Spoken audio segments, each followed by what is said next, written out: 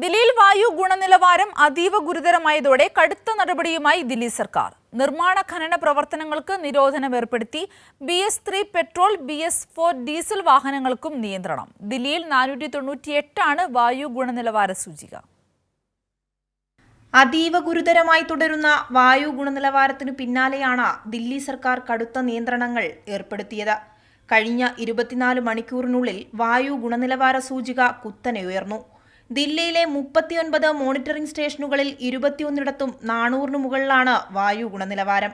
ജഹാംഗീർപുരി 458, ഭവാന, വസീർപൂർ എന്നിവിടങ്ങളിൽ 455 എന്നിങ്ങനെയാണ് വായു ഗുണനിലവാര സൂചിക. ഇതോടെ സർക്കാർ ഗ്രേഡഡ് റെസ്പോൺസ് ആക്ഷൻ പ്ലാൻ 3ാം ഘട്ടം ശക്തമാക്കി. 5 വരെ ക്ലാസുകൾക്ക് ഒരറിയിപ്പുണ്ടാകുന്നതുവരെ ഓൺലൈൻ ക്ലാസുകൾ തുടരും. നിർമ്മാണ ഖനന പ്രവർത്തനങ്ങൾക്ക് നിരോധനമുണ്ട്. BS3 പെട്രോൾ, BS4 ഡീസൽ വാഹനങ്ങൾക്ക് നിയന്ത്രണം ശക്തമാക്കി. നഗരത്തിൽ പുകമഞ്ഞ് നിറഞ്ഞതോടെ കാഴ്ചാപരിധി കുറഞ്ഞു.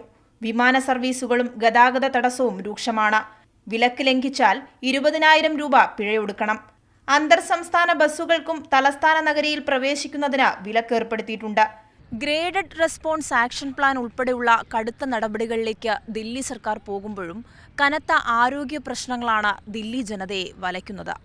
ക്യാമറാമാൻ സഞ്ജയ്ക്കൊപ്പം സ്വാതി സന്തോഷ്, കൈരളി ന്യൂസ്, ദില്ലി.